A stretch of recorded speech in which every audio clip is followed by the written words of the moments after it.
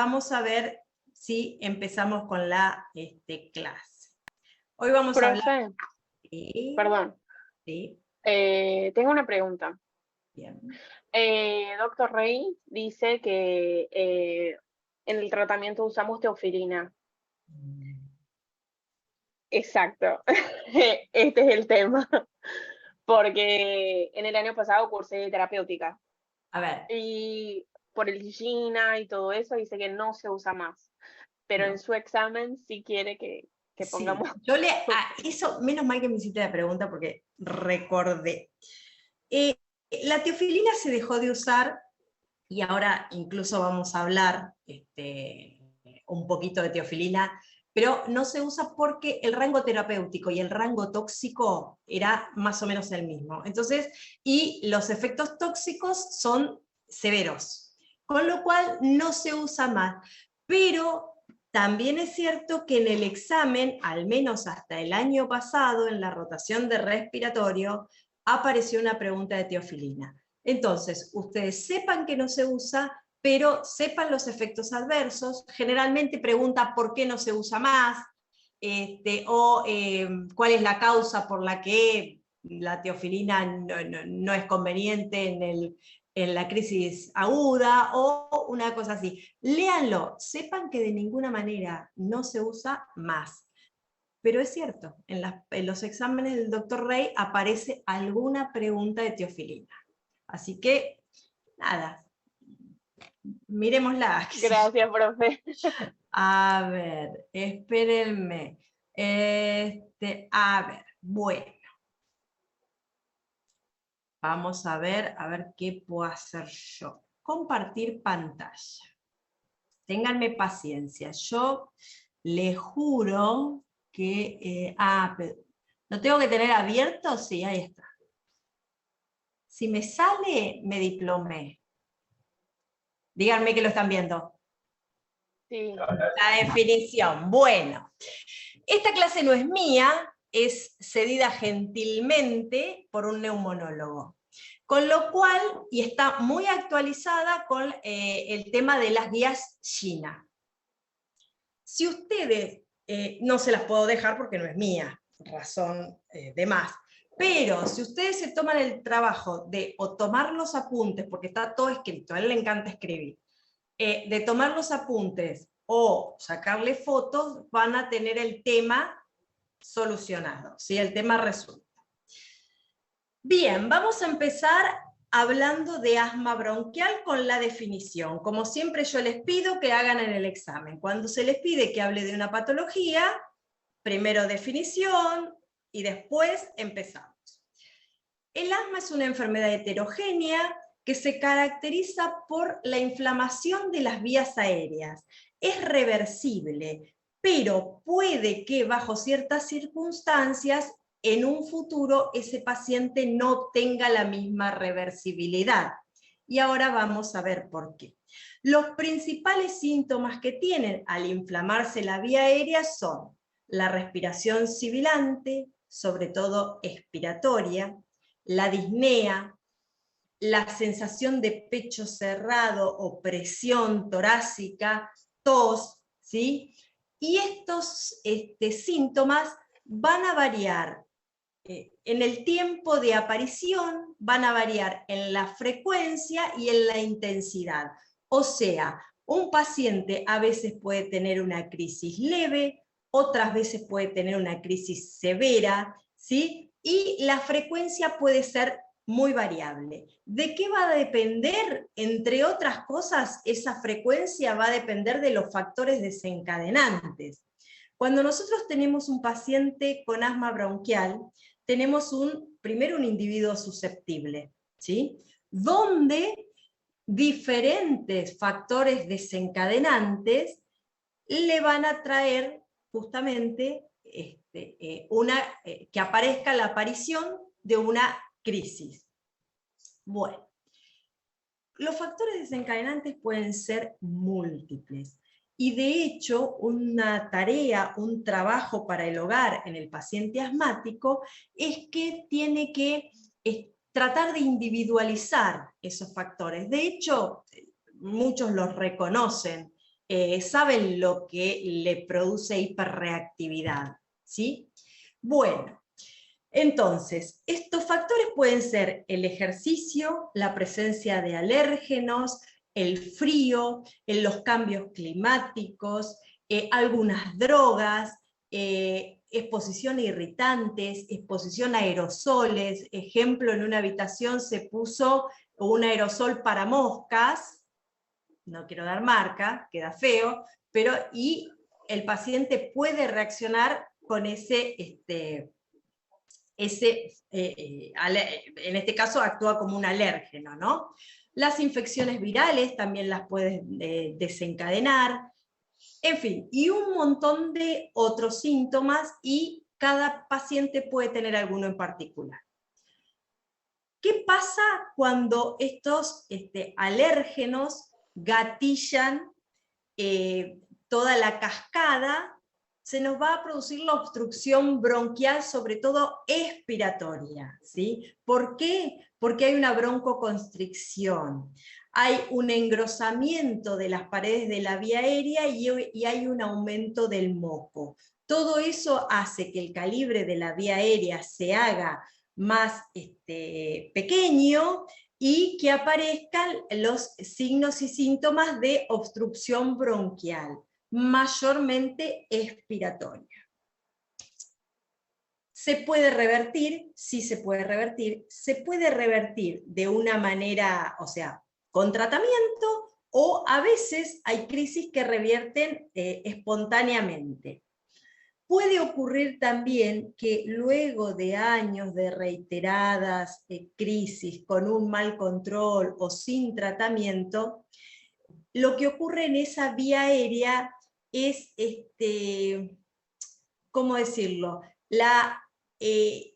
Ocurre una inflamación tras inflamación tras inflamación, hay como una fibrosis o un engrosamiento de la membrana basal, y eso hace que en un futuro la reversibilidad no sea ad integrum y que quede con un grado de lesión.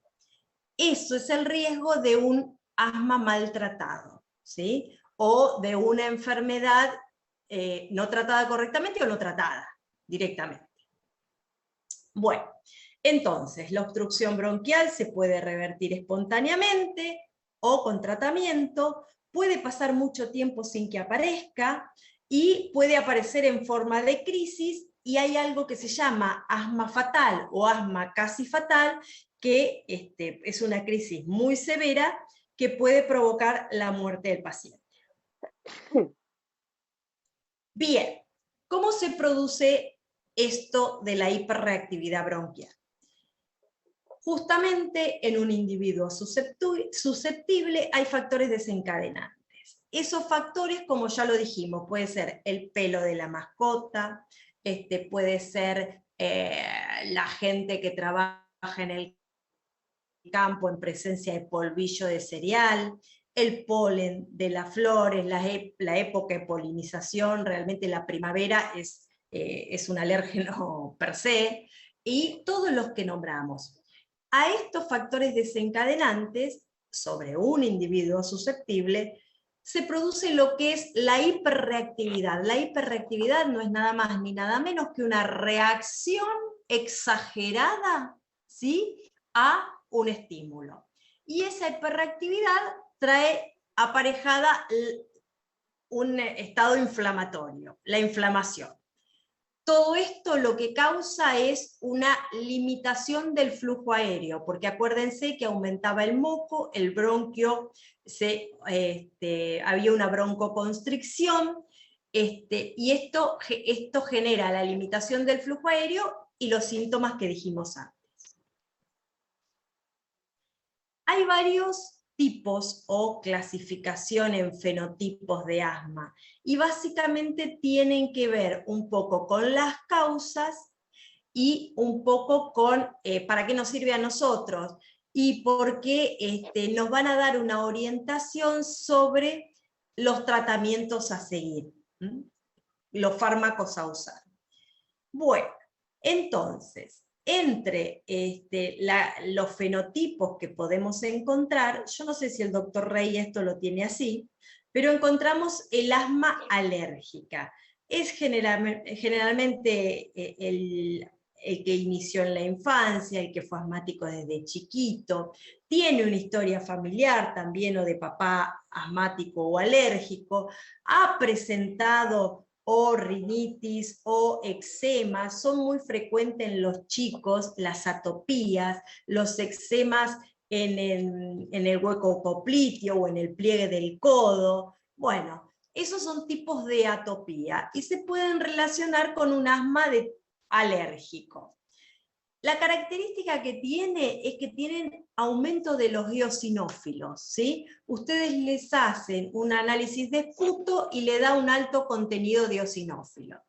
Responden a los corticoides inhalados y se llama este tipo 2 o tipo TH2 por linfocito T helper 2, ¿sí? Por eso TH2 o tipo 2.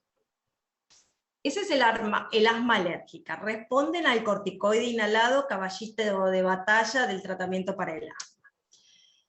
El asma no alérgico, en el esputo, en vez de haber eosinófilos, encontramos neutrófilos. Puede haber también eosinófilos o paucigranulocítico es el esputo. O sea, hay de todo menos neutrófilo o eosinófilo. Hay de todo, digamos. Podemos encontrar de todo. Pero la característica es que tiene menos respuesta al corticoide inhalado. El asma de inicio tardío, generalmente más frecuente en la población femenina, empieza en la adultez, no tiene un antecedente de alergia en su haber, y generalmente son refractarios a los corticoides inhalados o puede que funcione, pero necesitan dosis muy altas. Ustedes saben que, no lo saben, pero ahora lo vamos a ver, que los corticoides inhalados a bajas dosis justamente se prefieren porque tienen pocos o nada de efectos adversos. Cuando la dosis es más importante o a altas dosis, ya empieza a haber efectos adversos. Y por supuesto, los sistémicos se trata de evitar porque crónicamente tienen muchos efectos adversos e importantes. Bien, otro subtipo, otro fenotipo, el asma ocupacional, es aquel individuo que anda mal toda la semana con tos, con disnea, con incluso sibilancias, y el fin de semana mejora, porque no va a trabajar. Ejemplo, los que trabajan en fábricas, los individuos que trabajan en fábricas de pintura, o aquellos que trabajan en químicas, en la industria química, donde hay ciertas sustancias irritantes, los granjeros que están en contacto con el polvillo del ambiente en época de cosecha, la gente de la zafra. Bueno, esas son enfermedades justamente asociadas a exposición ocupacional. Después tenemos el asma con obstrucción persistente. Es esto que yo les decía al principio un poco, es en pacientes que han tenido obstrucción crónica y no se ha tratado debidamente. Entonces, la restitución, una vez que pasa la crisis, no es ad integrum, no es totalmente reversible. ¿Por qué? Porque tanto periodo de inflamación, baja la inflamación, sube la inflamación, baja la inflamación, ha habido una remodelación, una fibrosis, una remodelación de la vía aérea. Y eso en un punto ya no es totalmente reversible, queda con un grado de obstrucción. Profe. ¿Alguien iba a preguntar algo? Sí, ¿es esa con obstrucción persistente que se evoluciona en EPOC? Claro, sí. Puede, el EPOC generalmente, ustedes vieron que la mayor cantidad, o sea, el mayor porcentaje de EPOC está asociado al cigarrillo, pero hay un cierto porcentaje que no, que el individuo nunca fumó, y puede ser una de las causas que evolucione a EPOC. Sí.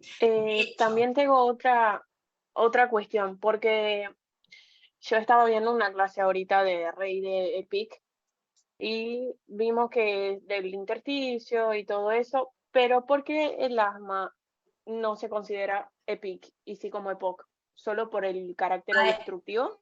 a eso iba, porque Ah, vos fíjate que la diferencia entre asma y EPOC, ¿sí? Eh, bueno, primero que puede dar una espirometría obstructiva, ambas, ¿sí? Pero la diferencia es que el asma es episódico y restituye. El EPOC, ¿qué quiero decir con el EPOC? No. De hecho, ¿qué quiero decir con esto? Que si nosotros hacemos una espirometría en un paciente asmático en un momento intercrisis, o sea que el paciente está bien, no está con sintomatología, probablemente la espirometría me va a dar normal. La del EPOC nunca te va a dar normal. ¿Entendés? Por más que esté mejor, pero nunca va a terminar de dar, nunca va a dar normal. El asma sí porque es episódico, ¿sí? Restituye. Esa es la diferencia. No hay, en el EPOC hay o sea, como lo habrá dicho el doctor Rey, el intersticio está también comprometido. El asma no. Puede evolucionar, pero ya no va a ser asma. Bien. gracias, Y el profe. asma Una consulta. asociada... ¿Alguien habló? Sí, yo. Una consulta. Tengo en asma no alérgica que el esputo contiene neutrófilos, eosinófilos, o puede ser Otras células que no paucicelular. sean neutrófilos y eosinófilos. El resto de las Listo. células, a eso se le llama. Gracias. De nada. Bueno, el asma asociado a obesidad. Tiene poca inflamación y eosinofilia y mucha sintomatología. ¿Por qué? Porque el obeso es un inflamado crónico, ¿sí? El obeso, per se, per definición, antes la obesidad se pensaba que era solamente aumento del tejido graso. Bueno, ahora se sabe, y cada vez se sabe más, que ese tejido graso ya no es un mero depósito de triglicéridos, sino que es endocrinamente muy importante y liberador de citoquinas, de sustancias proinflamatorias, y el obeso es un inflamado crónico. Entonces, el hecho de que mi paciente baje de peso le mejora y mucho la sintomatología. Ah, ya, me salté una. Bien, esto para hablarles un poquito de la prevalencia a nivel mundial. El 5% de la población está afectado, un montón de gente, 300 millones de personas, para que se den una idea. El 96% de las muertes por asma ocurre en países de medios y bajos recursos, entre otras cosas porque hay algunos tratamientos para el asma nuevos, muy buenos y carísimos. Y no hay acceso. Muchas veces realmente un paciente andaría muy bien con esa medicación, pero es imposible que la consiga. Bien, fíjense, hijos de un padre asmático, 25% de probabilidad de padecer el asma. Si ambos padres son asmáticos, sube un 50%. O sea, tiene un alto componente hereditario. Puede empezar a cualquier edad, pero como decíamos, en la infancia se asocia a atopía, a aquellos chicos que tienen lesiones atópicas alérgicas en piel, rinitis alérgica, bueno, es una asociación común que o sean asmáticos o puedan llegar a serlo. ¿Cómo hacemos el diagnóstico?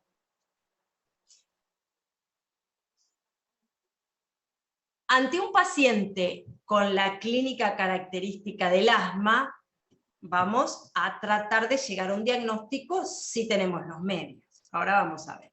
Pero, ¿cuál es la clínica del asma? Es justamente aquella enfermedad episódica que se asocia a algún factor desencadenante. Pelo del gato, pelo del perro, ejercicio, reírse mucho. Cuando uno le da, hay pacientes que en un ataque de risa que la estaban pasando bomba, terminan en la guardia, ¿sí? Los ácaros propios que se encuentran en las frazadas, en los colchones, ¿sí? Al aire frío, a los cambios de temperatura, a las infecciones virales. Bueno, todas esas cosas que pasan todos los días son desencadenantes para una crisis de asma. Es individuo susceptible. ¿Qué más va a tener? Va a tener disnea, va a tener sibilancias sobre todo expiratorias, diagnóstico diferencial con cuando hay un estridor laringio, que es en la expiración la sibilancia. La sensación de cerrazón de pecho, de opresión torácica, la tos irritativa. A veces aparece solamente la tos y se llama tos como equivalente de asma, ¿sí? Generalmente el asma empeora por la noche o por la madrugada y, como ya dijimos, puede estar acompañado por síntomas alérgicos. En los cambios estacionales, en lo que es sobre todo primavera y otoño, primavera porque el viento, el polen, son alérgenos que andan en el aire en todo momento y pueden desencadenarlo. La obstrucción es variable en cortos periodos de tiempo. O sea, ¿qué quiere decir esto? Que puede estar perfecto ahora, de pronto se tentó con algo, un ataque de risa, y puede tener una crisis y una obstrucción importante en 5 minutos. Cosa que no pasa con el EPOC.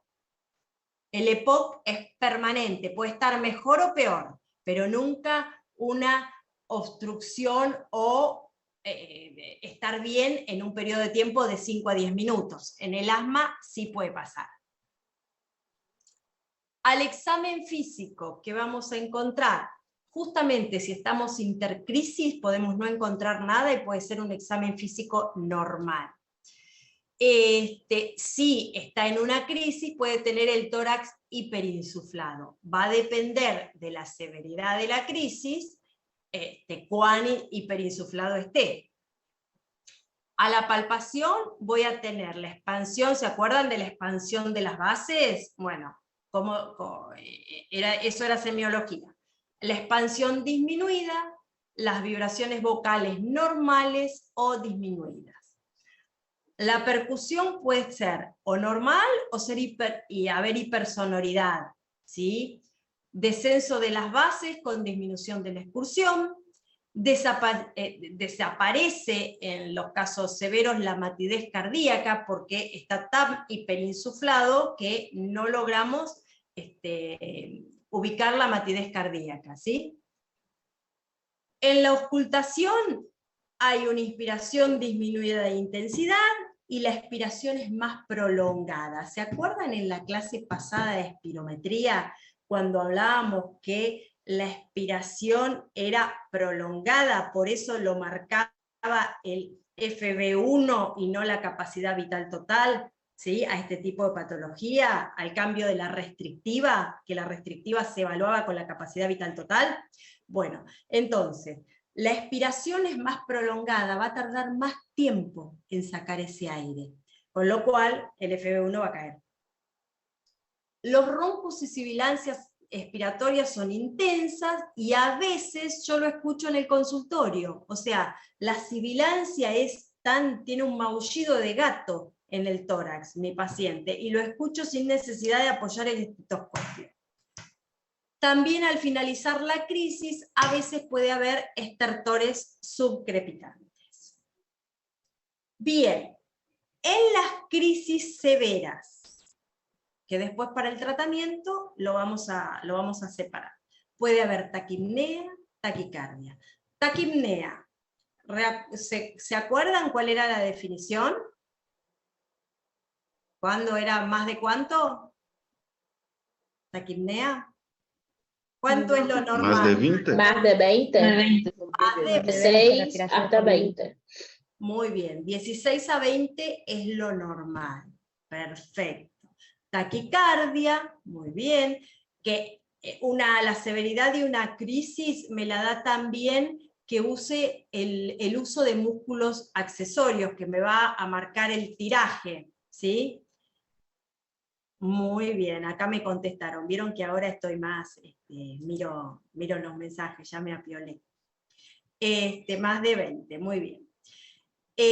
Puede haber cianosis, un parámetro de gravedad es el silencio auscultatorio, el tórax silente, eso estamos en un problemón, pero estamos en una crisis severa. Y respiración y pulso paradojal. ¿Alguien me sabe explicar qué es la respiración y el pulso paradojal? Alguien que me hable. Dele. Si no me equivoco, ¿se escucha? ¿Sí? Perfecto. Si no me equivoco, es que en la fase inspiratoria el pulso disminuía la amplitud y en la fase expiratoria aumentaba la amplitud. Bueno, sí, está bien eso, pero el pulso paradojal es cuando en la inspiración, estamos hablando en caso de asma, baja la TA más de 10 milímetros, perdón. Y la respiración es cuando normalmente, respiración paradojal, ¿no? Normalmente cuando nosotros inspiramos, el tórax se hincha. Bueno, en este caso pasaría lo contrario, ¿sí? Están alterados los fenómenos lógicos, digamos. Eso es respiración y pulso paradojal. Bien, ¿cómo hacemos el diagnóstico? Básicamente con la espirometría, ¿sí?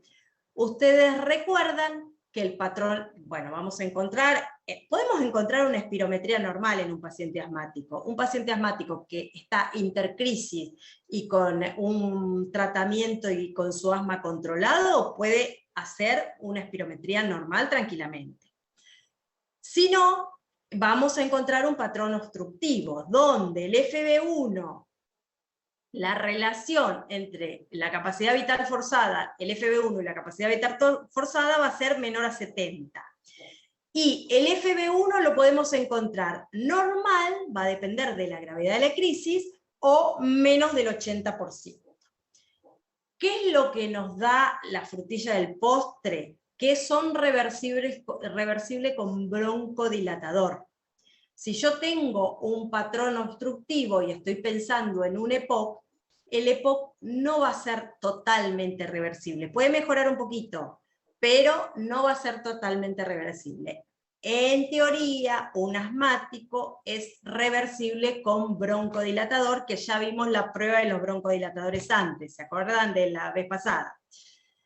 Bueno, ¿qué nos permite? ¿Por qué nos sirve la espirometría? Porque nos permite diagnosticar y nos permite objetivar. Nosotros, ustedes saben que la disnea es un síntoma, y por ser un síntoma es subjetivo, no es un signo.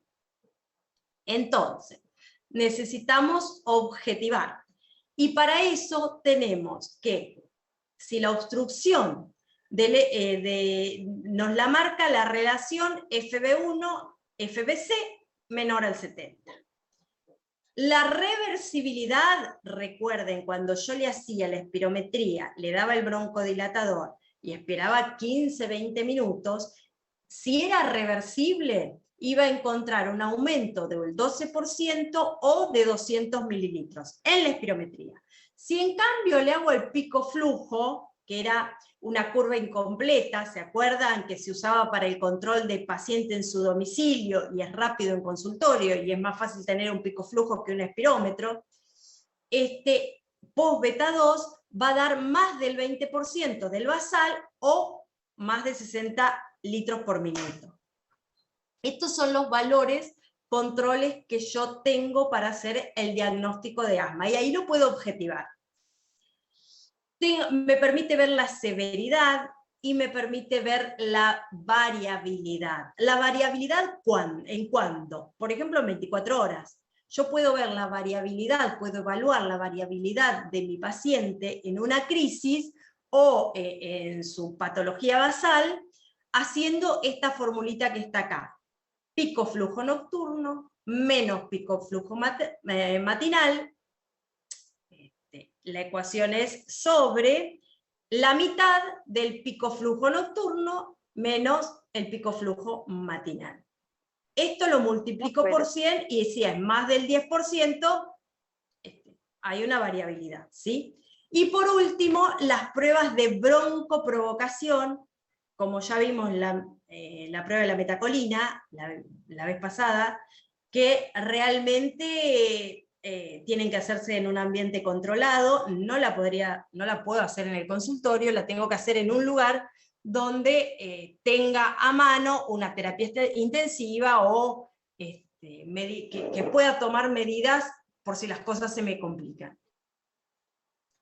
Bien, en los exámenes complementarios que voy a encontrar,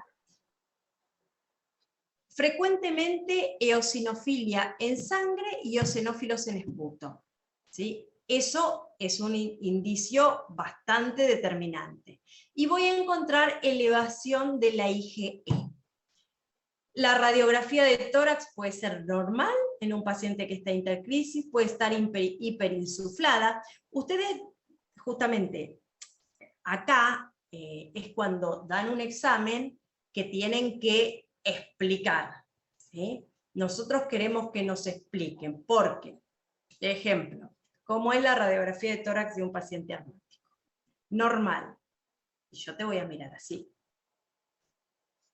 A ver, ¿es normal cuándo? ¿Cómo? Explíquenlo, porque está bien que es normal, pero a priori si vos me decís normal, y yo tengo mis dudas de cómo sabes el tema.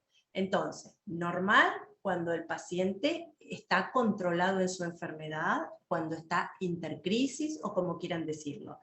Cuando está en una crisis puede ser hiperinsuflado, ¿sí? Puede estar hiperinsuflado, puede tener hiperinsuflación. La radiografía... Profe, ¿sí? Perdón, yo otra vez. Dale. La eosinofilia solo estaría aumentada en caso que el asma sea alérgica, ¿no? Porque si es por Es ejercicio... donde más estaría aumentada, sí, que es el asma más frecuente que se ve, la eosinofilia y también en el esputo. Sí, hay algunos que no aumentan los eosinófilos, como vimos en los fenotipos. Eso. Bien. Gracias.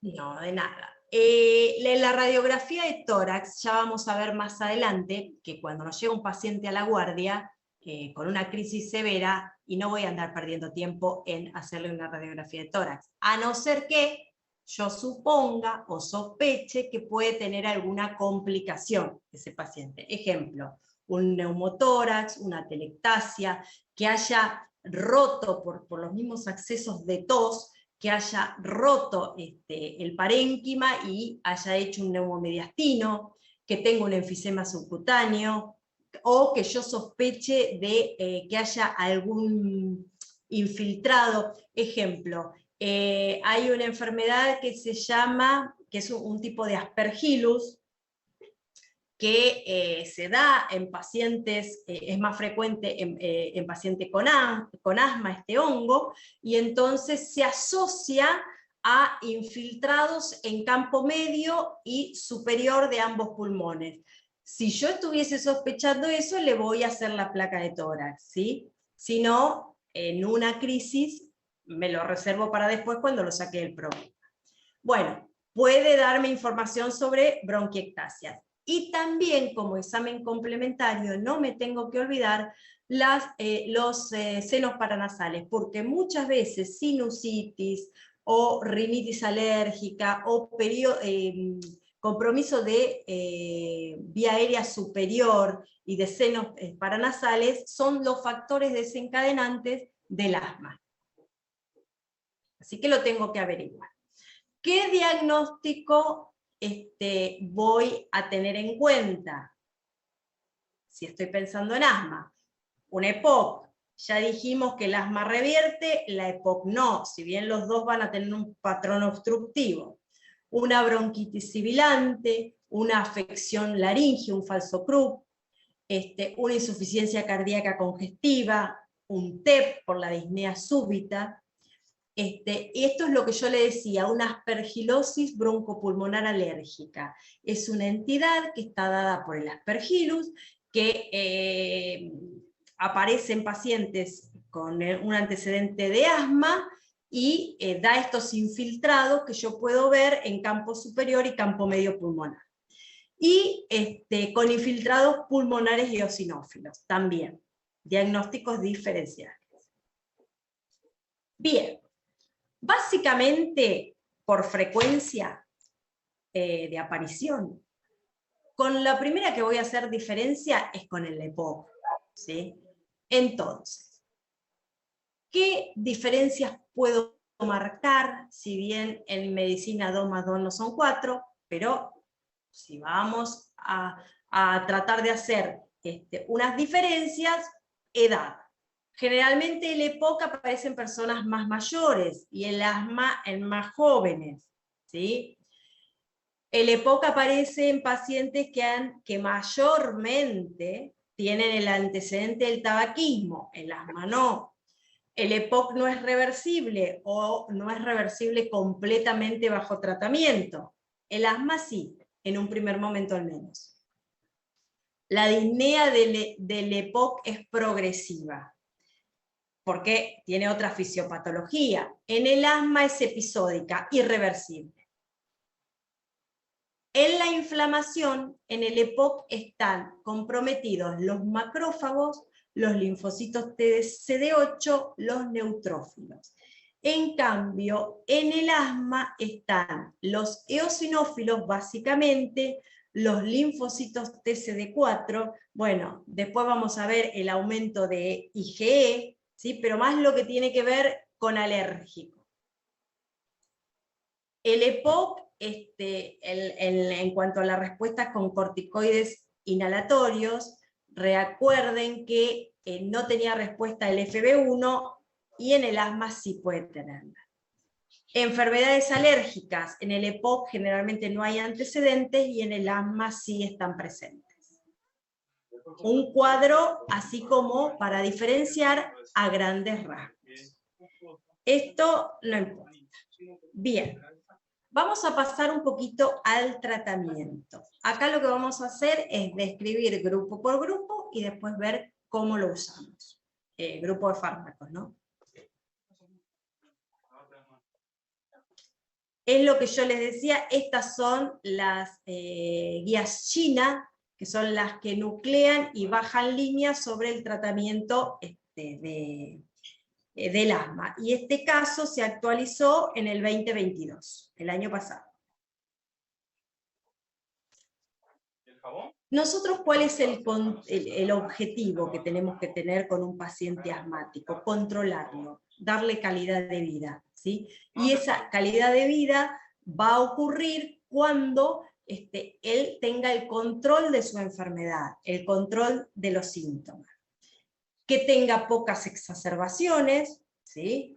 Las menores posibles, que su función pulmonar esté lo mejor y lo más normal posible, que pueda hacer en su vida cotidiana, pueda realizar ejercicio físico y que eso no le genere una crisis asmática, prevenir el remodelamiento de la vía aérea, porque eso nos va a dar a largo tiempo una buena calidad de vida. O sea, si nosotros evitamos que esa vía aérea se remodele, que esa membrana basal se fibrose, ¿sí? Y por lo tanto recuerdan que yo les decía que por tanta inflamación se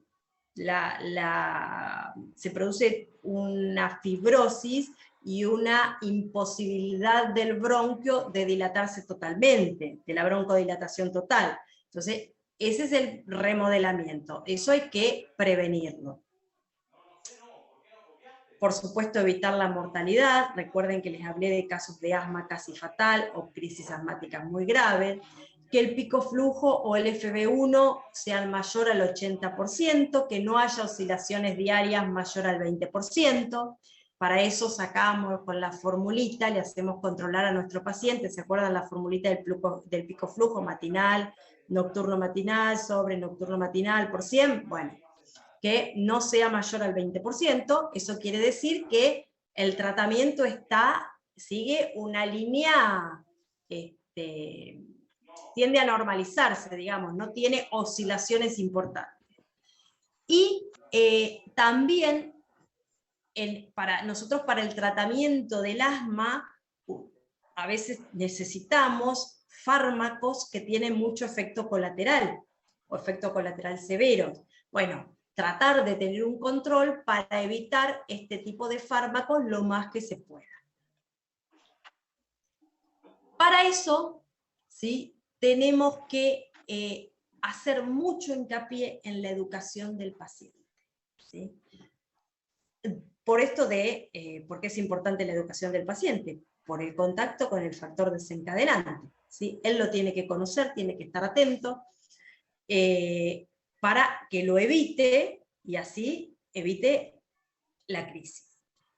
Entre las medidas preventivas, sobre todo controlar el tema de los ácaros, o llamados también dermatofagoides. ¿Dónde están? En todos lados. Poner protección en el colchón, por ejemplo, los colchones, como no se lava, no se ventila, se cambian las sábanas sí, pero pueden ser lugares donde los ácaros se aniden, digamos. Para esto, bueno, todo lo que se puede lavar se lava, el lavado semanal con agua caliente, cubrir con fundas la ropa de cama, evitar los almohadones, las cortinas, las alfombras, los peluches, la ropa preferentemente que se seque al sol, no en un tender adentro, porque la humedad, el olor a humedad también puede ser un desencadenante. Lavar trapos húmedos y también secarlos, que no haya, una cosa muy común es que se hizo la limpieza del piso con el trapo de piso y se dejó en el balde el trapo así extendido para que se seque. Bueno, no es la idea es que se seque al sol en lo posible, y que no haya trapos húmedos. No barrer, siempre tratar de aspirar, no levantar por un polvillo en lo más que se pueda y usar, bien digo, sí, aspiradoras. Eso era con los ácaros. Con los hongos, ventilar las habitaciones, dejar que entre el sol, no tener plantas, no tener flores en los dormitorios, ¿sí? No tener dentro de lo posible empapelado, porque debajo del empapelado se suelen encontrar hongos, manchas de humedad. El empapelado muchas veces se pone para enmascarar defectos de la pintura. También medidas preventivas en cuanto al polen, ¿sí? En primavera, que es época de polinización, más cuando hay viento, mantener las ventanas cerradas, tratar de que no entre a la casa el polen que anda en el ambiente. Cuidar los animales domésticos, sobre todo en los chiquitos. Nunca, pero nunca la mascota debe compartir la cama con el chico, o no debe entrar al dormitorio, ¿sí? En lo posible, uno tiene la mascota que quiere y le gusta, por supuesto, pero el perro pierde pelo, el gato pierde pelo, y esos son alérgenos muy comunes e importantes. Así que bueno, tratar de o tenerlo afuera, o si es posible, por lo menos cuando el chico es chiquito, tratar de evitarlo. ¿Qué otra? El humo del cigarrillo, ya sea porque el paciente fume o porque esté con gente que fume, ¿sí? La exposición ocupacional, esto que hablábamos del asma ocupacional, dentro de las posibilidades, si se puede o cambiar de trabajo o hacer otra tarea dentro de la misma empresa, ¿sí? Pero que le cambien de sector. En cuanto a las comidas, sobre todo en chicos, pueden ser desencadenantes. Hay comidas y hay alimentos que son conocidos alérgenos. Ejemplos que se les ocurren. ¿Qué alimentos se les ocurre? Comida, golosina. Maní. Maní. Maní, muy bien. Frutilla, kiwi. Tomate. Tomate. El kiwi no lo sabía. Tengo una amiga que es alérgica al kiwi. Ah, porque puntualmente, pero sí la frutilla, sí el chocolate, ¿sí? El tomate, el huevo, algunos, aunque ya sería otra cosa, no tendría nada que ver con el asma, pero algunos son alérgicos a la proteína de la leche. Esos son alergias comunes. Pero también los procesados. Por ejemplo, acá los sulfitos son desencadenantes y se encuentran en todos los alimentos procesados que ustedes se les imaginen.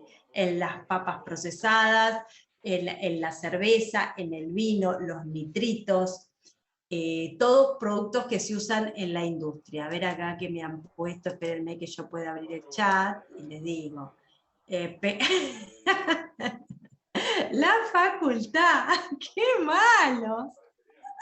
Bueno, la carne de cerdo no está descrita como un alérgeno. Pueden ser alergias puntuales, pero no están descritas como desencadenantes de reacciones así en el asma.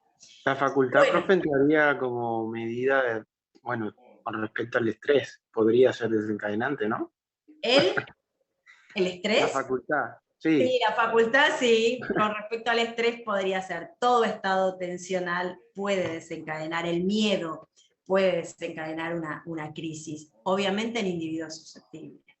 Los insecticidas, los saumerios, perfumes, desodorantes de ambiente, amoníaco, el desodorante para piso, el POET, bueno, todos esos, la lavandina, en individuos susceptibles pueden desencadenar. El clima, los cambios climáticos y particularmente el frío, ¿sí? Pero cuando hay cambios climáticos, como la otra vez que de tanto calor bajó 10 grados, 12, eso puede ser un estímulo para desencadenar, un factor desencadenante, digamos, una crisis.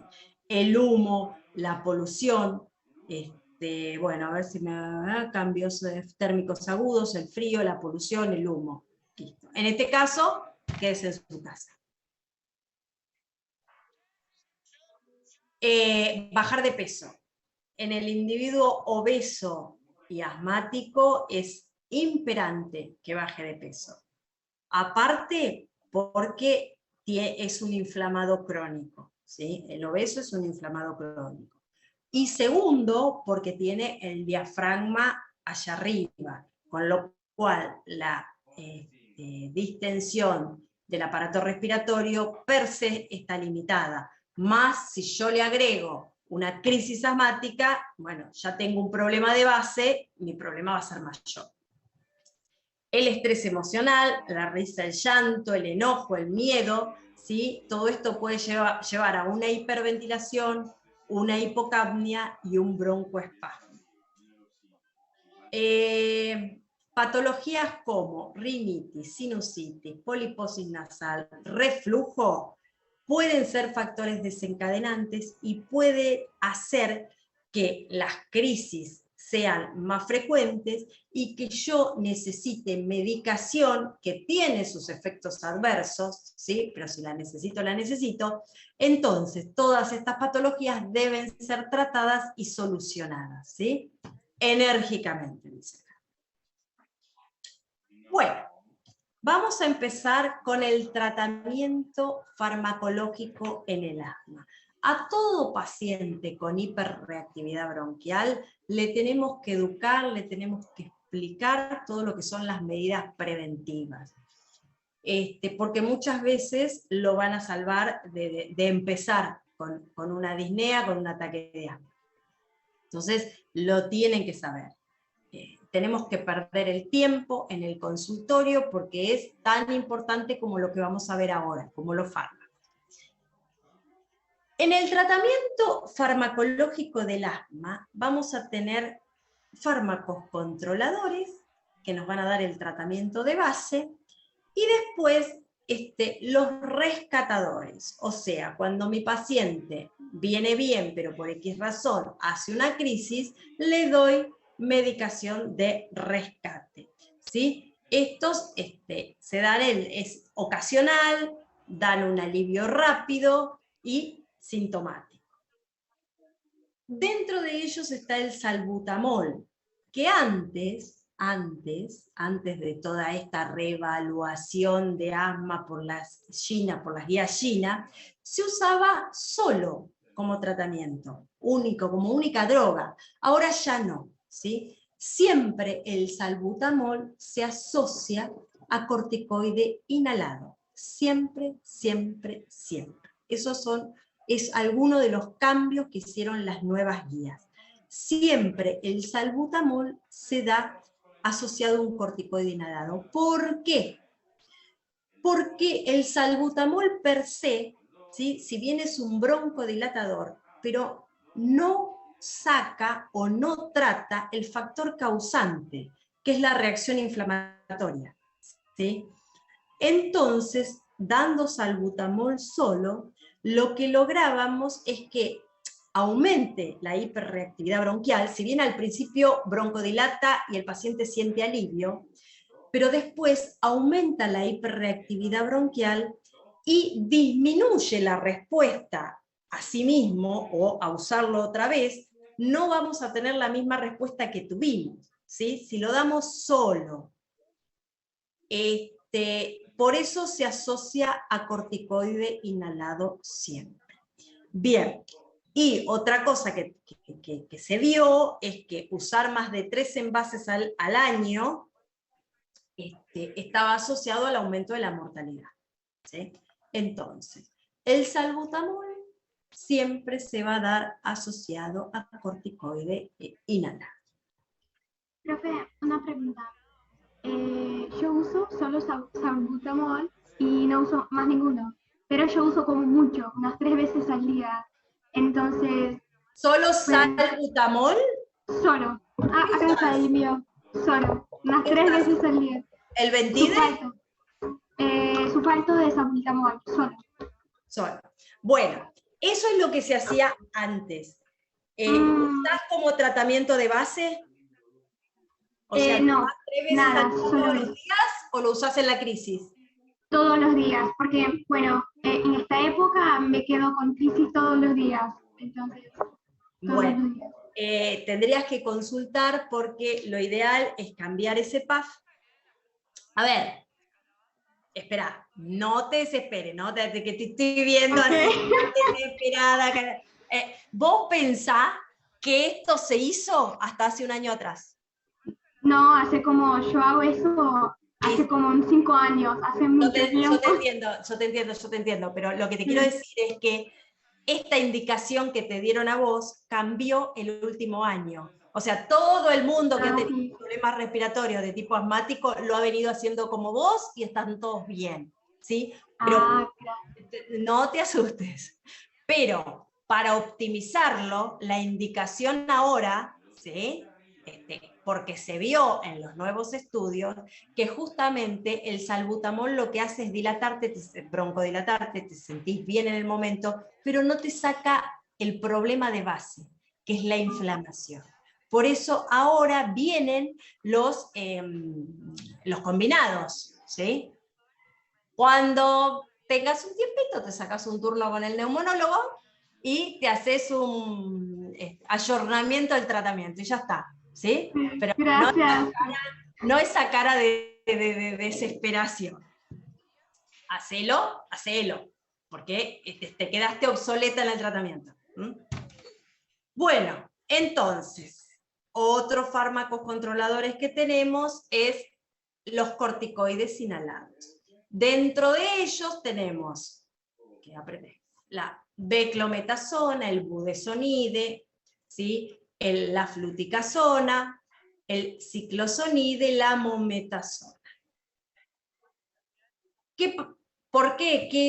¿Qué ventajas tienen? Son más efectivos, ¿sí?, y deben indicarse desde el inicio, aún con asma leve. Eso es otra cosa que cambió con la GINA. Antes, el asma leve, que por ahí no tenía episodios por día, no tenía tratamiento de base, solamente se trataban las exacerbaciones, lo que se llamaba a demanda, ¿sí? Ahora se vio que es más efectivo y que tenga un tratamiento con bajitas dosis, pero logre mejor control para que esas exacerbaciones sean mucho más esporádicas. Bien. ¿Qué ventaja tienen los corticoides inhalados? Reducen la inflamación, reducen el inicio de... ¿Por qué inicia todo esto? La hiperreactividad, por la inflamación. Entonces, al mejorar la inflamación, mejoran todo lo que viene posterior. Bien, disminuyen el número, frecuencia y severidad de las crisis, ¿sí? Esto lo que desde la salud pública es muy importante por el tema de gastos, ¿sí? Si bien es un factor muy importante en Estados Unidos, por ejemplo, ellos se miran el gasto, ¿sí? Entonces, reducen la internación y también reducen la mortalidad. Disminuyen la hiperreactividad bronquial vinculada al ejercicio, mejoran la función pulmonar, tienen efectos adversos los corticoides, sí, pero son dosis dependientes. Cuando las dosis son bajas, generalmente los efectos adversos son o de tipo local o no existen. Y se presentan en soluciones para hacer nebulizaciones, o en polvo seco, o en aerosoles. Aguárdenme un segundito, por favor.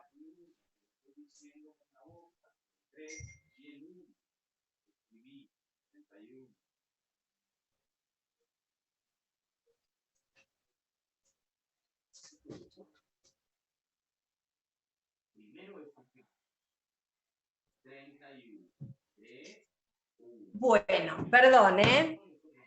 Me estaban matando. Bueno, a ver.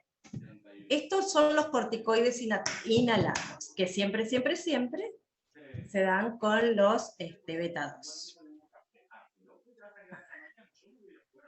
¿Cuáles son los efectos adversos? Bien, los locales pueden dar, al paciente se le indica que después de hacerse el PAF, se lave los dientes, se enjuague la boca por lo menos, porque pueden dar candidiasis orofaringia, pueden dar difonía, pueden dar tos, ¿sí? Los efectos adversos sistémicos, y recuerden que son dosis dependientes, estos efectos adversos sistémicos, por ahí vamos a tener algo cuando estamos en dosis medias o dosis altas, que ahora vamos a ver los escalones del tratamiento, ¿sí? Puede aumentar la fragilidad capilar, puede dar insuficiencia suprarrenal, por eso no se deben disminuir bruscamente si se ha tratado mucho tiempo.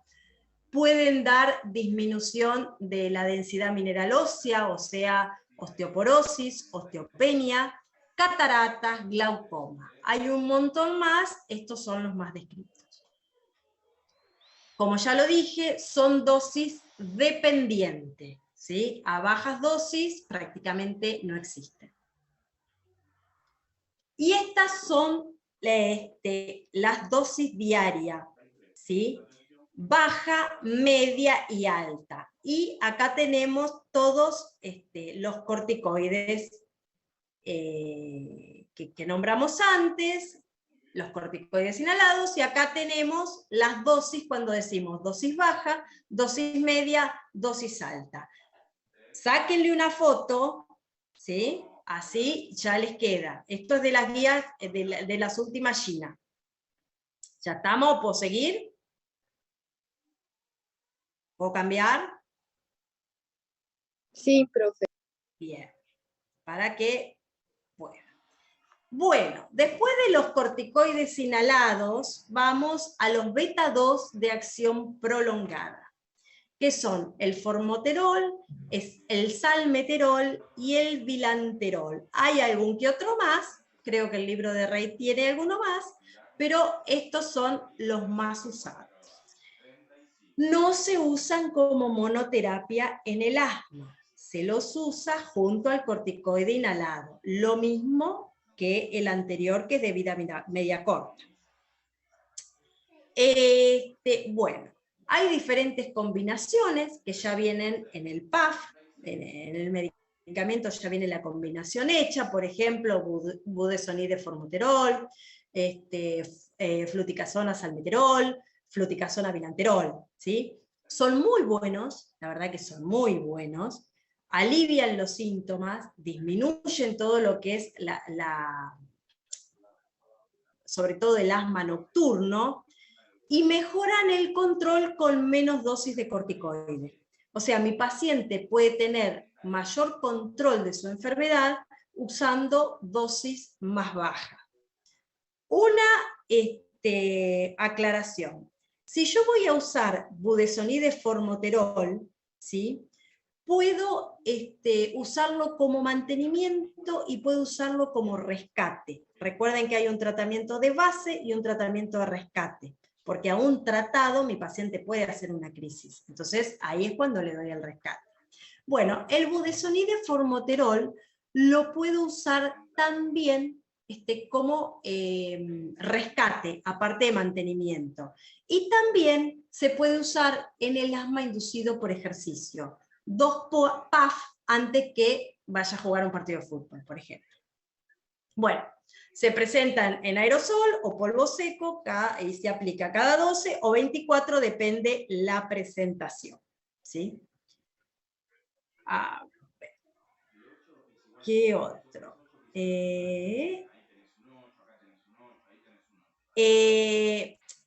¿Por qué se puede usar como rescate? Porque a pesar de que ser el budesonide-formoterol, porque a pesar de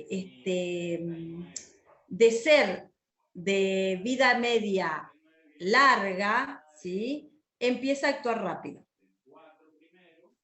Bien. Los efectos adversos de los beta-2. Estimulación cardiovascular, temblor, hipocalemia. Si no se usan asociados crónicamente y sin asociar a corticoides inhalados, puede ser refractario su uso. De hecho, eso fue una de las causas por las cuales ahora se indica asociado a corticoide inhalado. Porque si no, yo uso el beta-2 ahora, y si lo voy a usar en 6 horas, el efecto no es el mismo. Hay una refractariedad al tratamiento. Bien. Y porque hay un aumento de la mortalidad, eso vieron las grandes guías, cuando no se asocian a corticoides inhalados. Yo no me quiero imaginar, Fernanda, cómo estará con esto. Pero bueno, Fernanda era la chica del... ¿Sí? Sí, ok. Ya está apartando su turno para ir al neumólogo. Yo creo que sí, yo creo que sí. Bueno, broma aparte, ya les digo, esta es una indicación que cambió en el último año. Hasta hace un año atrás hacían todas las indicaciones tal como se la dieron a Fernanda, así que nada. Pero ahora sabemos que es así. Los antileucotrienos. El más común es el Montelukast o Montelukast, también está el Zafirlukast.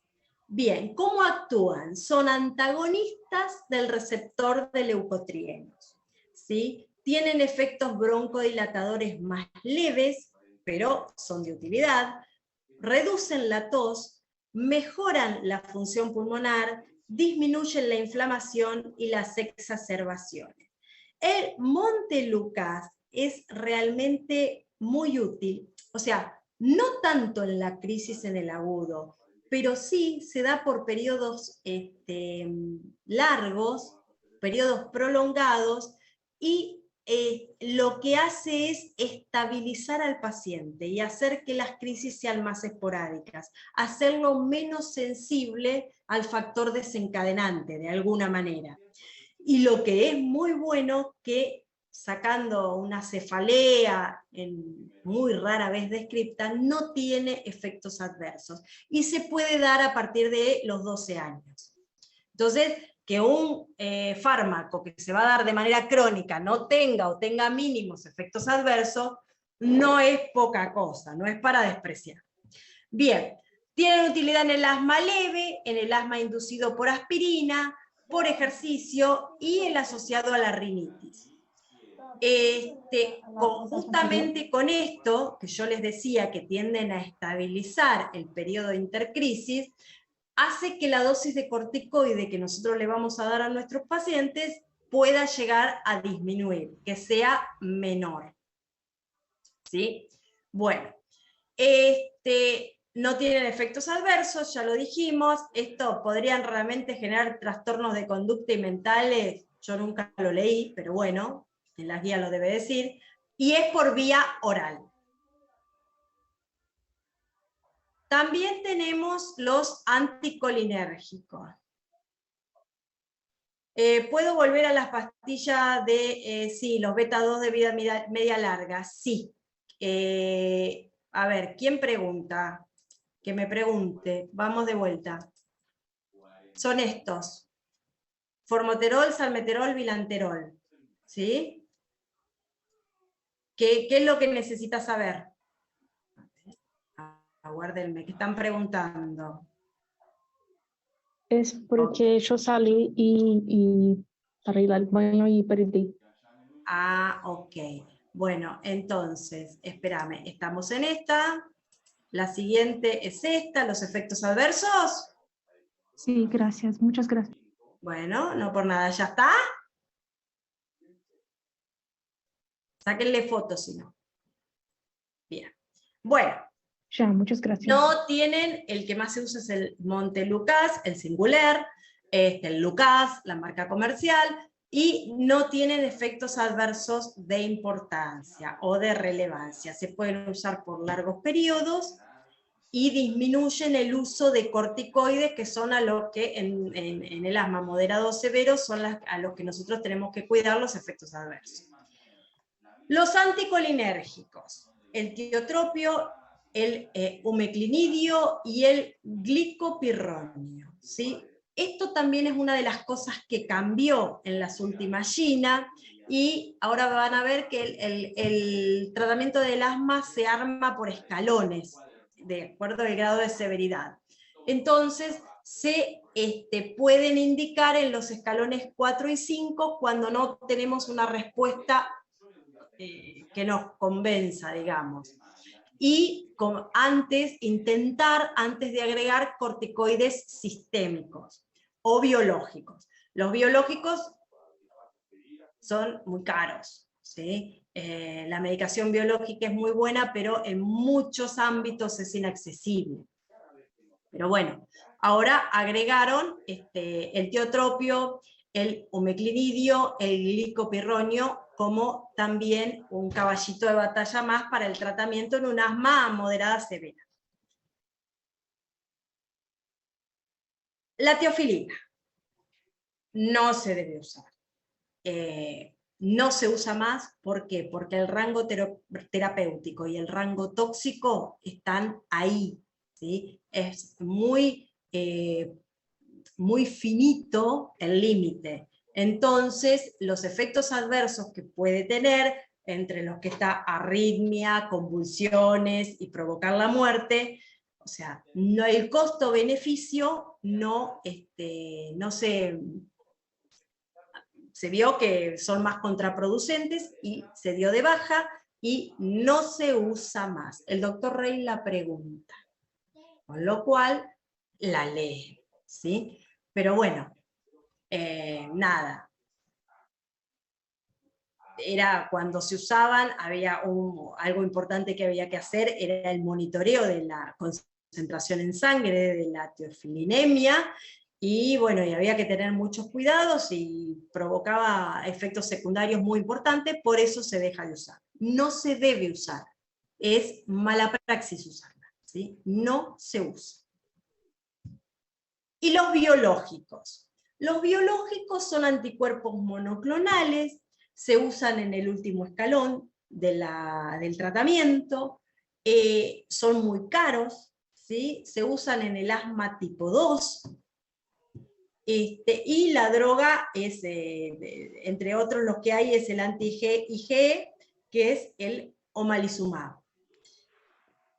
Se dan en los pacientes, que obviamente es un anti-IgE, en los pacientes, en aquellos que tienen un aumento de la IgE, en el asma severo alérgico que no está controlado, son muy caros, no me canso de decirlo, Y para buscar, cada paciente tiene una dosis individual donde hay una tablita que se pone en las abscisas el peso, ¿sí? En las ordenadas el nivel de IgE, hacemos la intersección y ahí nos da la dosis que ese paciente debe recibir. Generalmente la dosis oscila entre 75 y 600 miligramos, se da en forma subcutánea cada 2 a 4 semanas. Va a depender del paciente. Son mayormente seguros, efectos adversos no hay mayormente descriptos, pero muy caro. Creo que habérselo dicho como 5 veces da la pauta que son caros, que en el ámbito hospitalario no tenemos acceso. Y muchas veces hay pacientes para este tipo de fármacos que ameritarían, pero no lo pueden comprar. Ahí está. Bueno, también está el mepolizumab, que tiene acción anti-interleuquina 5, ¿sí? Ustedes recuerden que las interleuquinas que más están relacionadas con las crisis asmáticas son la 4, la 5, la 9, la 13. Bueno, este actúa sobre la 5, que lo que hace es, esta citoquina tiene que ver con la regulación de la función de los eosinófilos. Se usa en dosis de 100 miligramos, de manera mensual, también subcutánea, ¿sí? Hay otros, algunos no están en Argentina, como el anti-interleuquina 5, el Resli, el Benra, el anti-interleuquina 4, el Dupi, Dupilumab, Benralizumab, Resli-Sumab, y el anti-TSLP, que es TCPLumab, que acá tiene que ver con, actúa a nivel de la degranulación de los mastocitos, ¿sí? Entonces inhibe eso y por lo tanto inhibe la cascada de la inflamación y la producción de citoquinas. También son todos subcutáneos estos, sacando el Resli, que es endovenoso, que no está acá. Bueno, vamos a ver ahora los corticoides sistémicos. Estos son los que todos tratamos de evitar y a veces son necesarios, en las crisis sobre todo. Bueno, son ciclos cortos de rescate que se dan de 5 a 7 días, a veces como tratamiento prolongado cuando mi paciente no tiene el control, ¿sí? En crisis muy severas. Siempre tenemos que ver alternativas. ¿Por qué? Por los efectos adversos de los corticoides en el largo plazo. Los efectos adversos, justamente los sistémicos, son, bueno, osteoporosis, hipertensión, diabetes, supresión adrenal, aumento de peso, porque aumenta el apetito, entre otras cosas, cataratas, glaucoma, fragilidad vascular y fragilidad capilar, con adelgazamiento de las capas de la piel, debilidad muscular. Esto entre otros. Ustedes saben que los corticoides tienen millones de efectos adversos descritos. Pero bueno, tenemos que tratar de evitarlo. Para eso, la forma de no llegar a un corticoide sistémico es instaurar un tratamiento en mi paciente de tal manera que tenga controlada la enfermedad. Bien. Estos eran los tratamientos, los fármacos usados en los tratamientos de base. Ahora vamos a ver el tratamiento de rescate. Los fármacos controladores ya están, vamos con los de rescate. O sea, cuando mi paciente viene bien y de pronto tiene una crisis. Bien, se dan los beta-2 agonistas de acción corta, como el salbutamol. Pero por lo que ya dijimos, se asocia siempre a corticoides inhalados y no se recomienda su uso de manera única, solo. Siempre asociarlo a corticoides inhalados, ya hablamos de esto. Bien, tiene un efecto broncodilatador, es inhalatorio, se aplica como un puff, se da en el tratamiento del broncoespasmo episódico, asociado siempre a corticoides, en el asma inducido por ejercicio, y puede usarse a demanda, ¿sí? Siempre combinado con corticoide inhalatorio.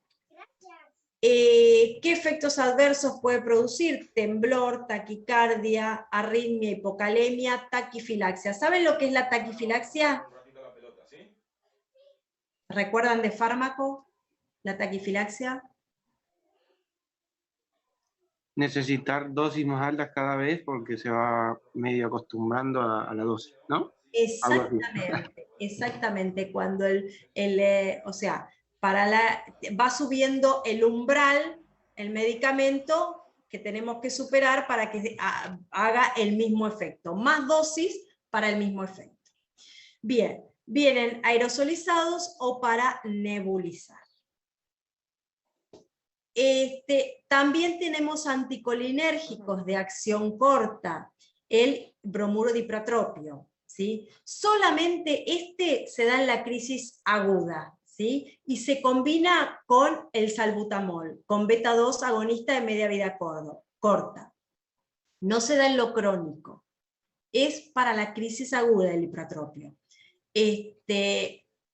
Lo que pasa es que cuando me llega un paciente a la guardia, si yo lo bombardeo y le hago un buen tratamiento, incluido el hipratropio, ahí está la diferencia en que mi paciente quede internado o se vaya a su casa, y que el tratamiento sea ambulatorio, por ejemplo. Entonces, está bueno tenerlo en cuenta. Como efecto adverso, tiene feo gusto y puede dar boca seca. Bien, los corticoides sistémicos, ¿sí? También se usan en el rescate del asma. Son útiles en las exacerbaciones agudas severas, previenen su progresión, disminuyen la hospitalización y la recaída y la morbilidad. Hay dos formas, que es la vía oral y la vía endovenosa. Son iguales de efectivas, así que si se puede, siempre se va a privilegiar la vía oral. Por vía oral damos la prednisona, ahora vamos a ver en qué dosis. Por vía endovenosa, la hidrocortisona. Efectividad es la misma, ¿sí? Se hace un curso corto de prednisona, 40-50 miligramos día, y lo extendemos por 5 o 7 días. Cuando tenemos que hacer un rescate, cuando estamos en una crisis. Bueno, ahora vamos a ver el tratamiento crónico.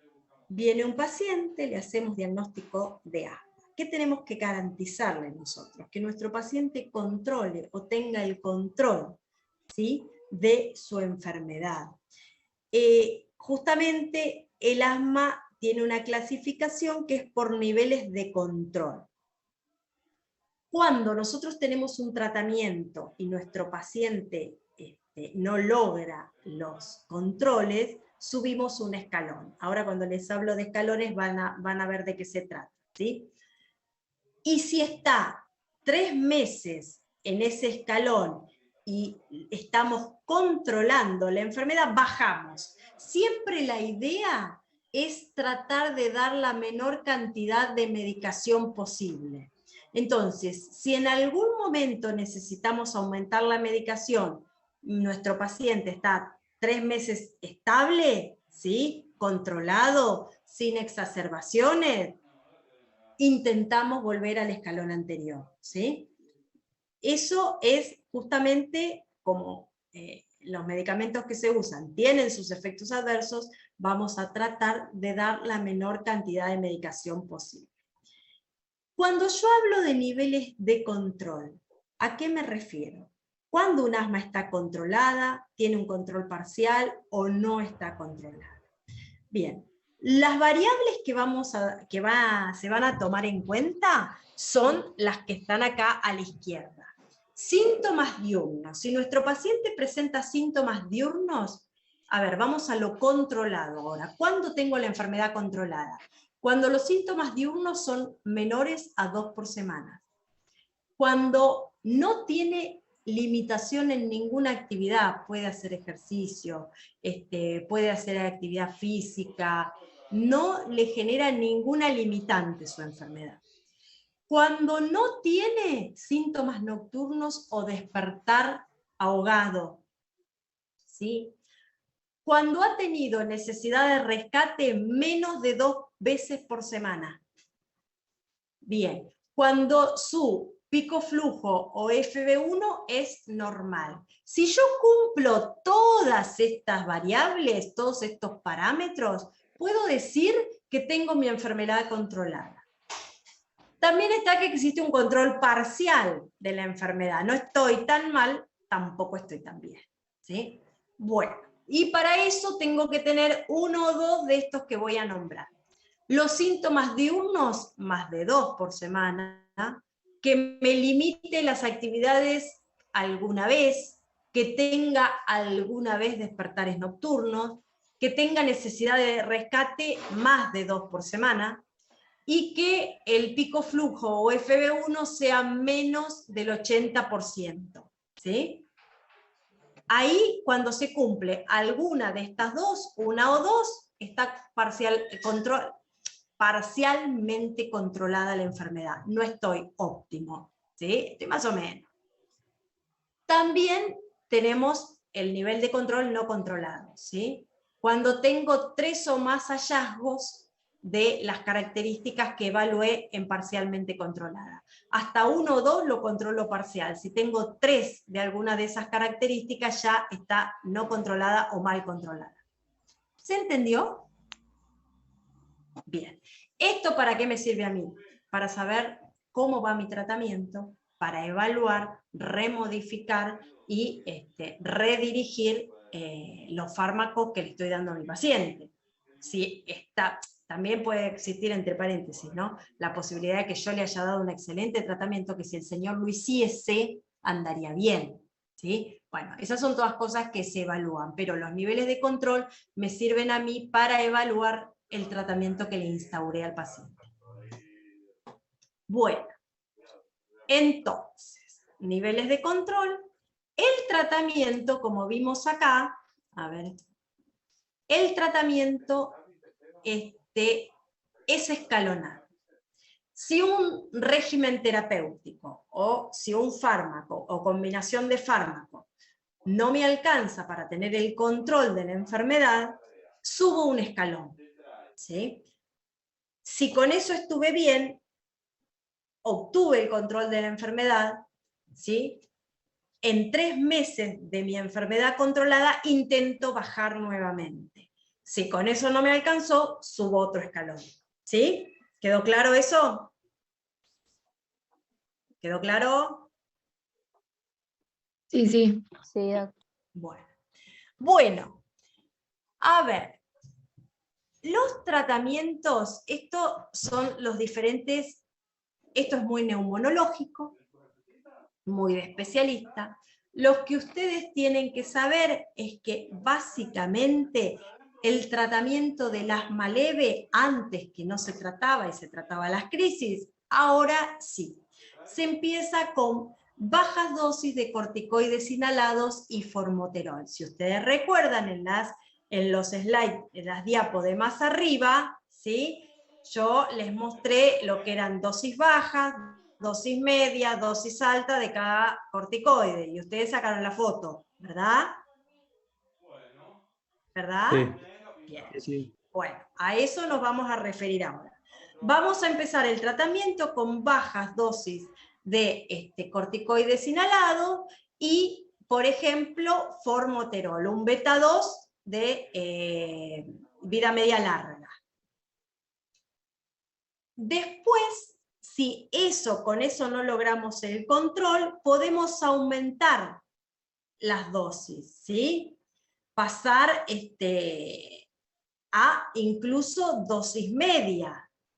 Y después, si con esos aumentos de dosis no logramos el control, agregamos otras drogas, vamos agregando de los que nombramos. ¿Recuerdan?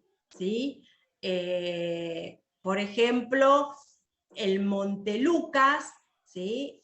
Lo podemos agregar en el paso 4 o en el paso 3, lo podemos ir agregando como para ayudar a que no necesite aumentar tanto el corticoide. Porque recuerden que el efecto adverso del corticoide es dosis dependiente. Entonces, si yo tengo un medicamento como es el Montelukast que no tiene efectos adversos de relevancia, voy a tratar de inmiscuirlo en el tratamiento para poder preservar la dosis de corticoide. ¿Me explico? ¿Se entendió?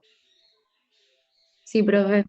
En el último paso, cuando ya las cosas se me vienen complicando, voy a dar el glicopironio y todos los que pueda, ¿sí?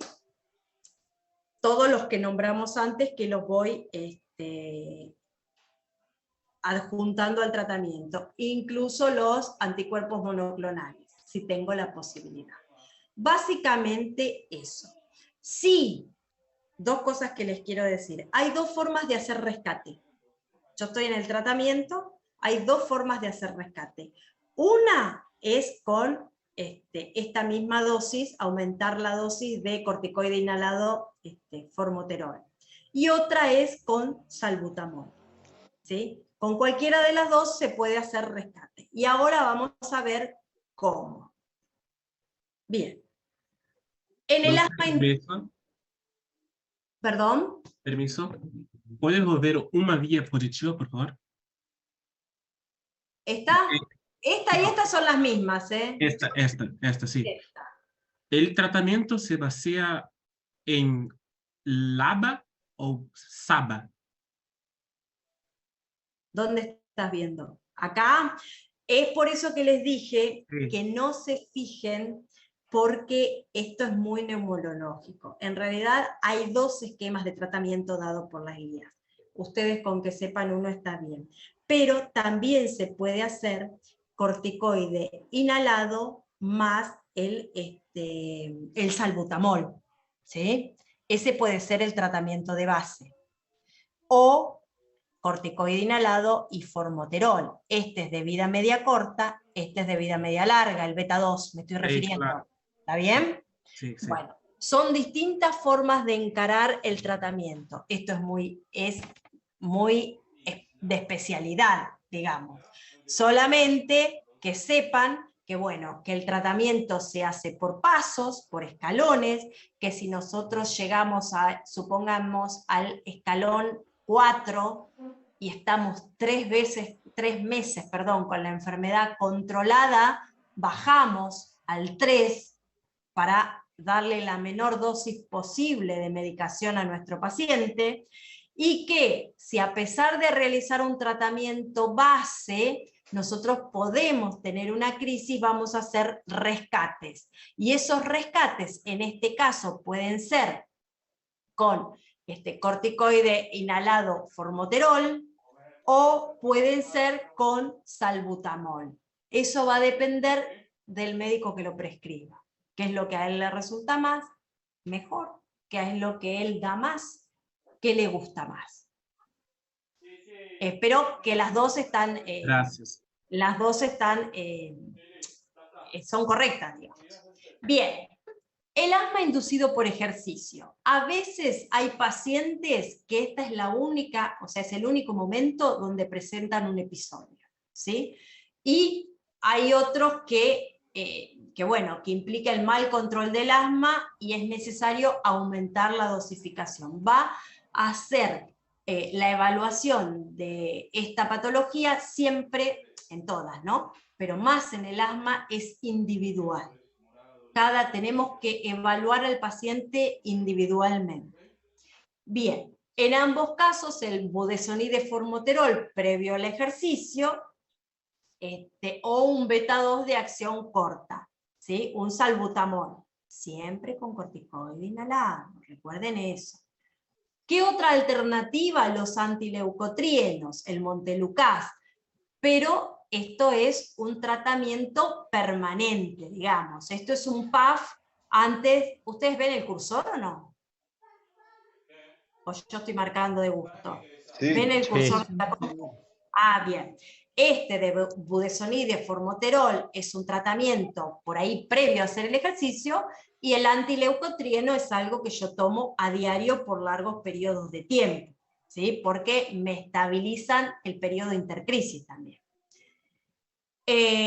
Importante, nadie, pero sobre todo un paciente asmático, debería ir a jugar el partidito de fútbol, llega, se mete a la cancha y empieza a correr. Nadie debería hacerlo. Es importante entrenar para ese esfuerzo, independientemente de que sea asmático o no, pero el asmático más, y es importante el precalentamiento y la elongación, ¿sí? Entonces, eso también hay que hacer hincapié y decírselo al paciente. Nadie debería hacerlo, el paciente asmático tiene riesgo de desencadenar una crisis. Bien, ¿qué hacemos en la crisis asmática? ¿Qué es la crisis asmática? Es un episodio que está caracterizado porque aumenta la tos, aumenta la disnea, las sibilancias, requiere la consulta en la urgencia, y muchas veces requiere internación. ¿Bien? Terminamos en una emergencia. Puede tener un inicio agudo, es lo que decíamos, estamos bien, estamos bárbaros, de pronto el paciente se tienta, se empieza a reír y hace una crisis asmática.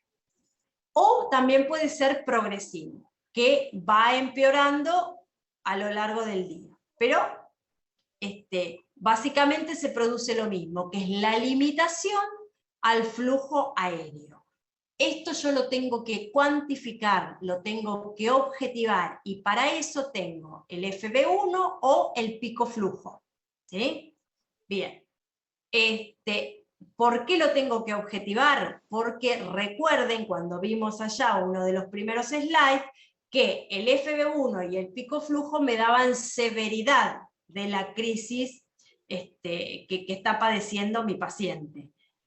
Puedo tener una objetivación de la severidad de la crisis. Las crisis pueden ser leves, moderadas o severas. En el caso del asma severo puede ser, se llama asma fatal o asma casi fatal, y son difíciles de controlar.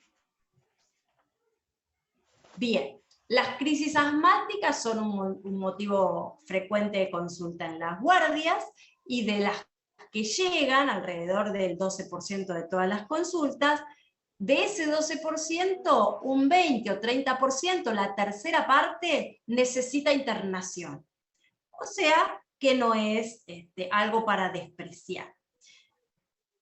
Otra vez, mi paciente es asmático conocido, está tratado, viene con su enfermedad controlada y de pronto se expone a un desencadenante. ¿Cuáles son más frecuentemente? Las infecciones virales del tracto respiratorio superior, los pólenes, los alérgenos que andan polvillo, lo que anda en el aire, y el cambio climático. De hecho, se producen más frecuentemente en la época invernal, en el otoño, en el invierno, porque el frío también es un desencadenante más que el calor de la crisis asmática de por sí, por su efecto vasoconstrictor. Bien. Sí, esta ya la vimos. Esta. Justamente cuando yo tengo un paciente que me llega con una crisis, lo debo evaluar de forma individual, ¿sí? Es lo que decíamos antes, para objetivar el lugar, o sea, cómo está mi paciente en ese momento. Me permite identificar el riesgo que está corriendo mi paciente en ese momento. ¿Cuándo voy a evaluar la crisis? Cuando llega, cuando lo recibo, ¿sí? Al momento del inicio, que se llama evaluación estática, no importa, y voy a evaluar también cómo va con el tratamiento que yo le estoy instaurando, si lo tengo que modificar, si reacciona bien, si responde bien, ¿sí? Esa es la evaluación dinámica. Bien, Para valorar la severidad se tienen en cuenta los siguientes parámetros. El asma es todo por parámetros también. Fíjense, ¿qué me da que una crisis sea más o menos severa?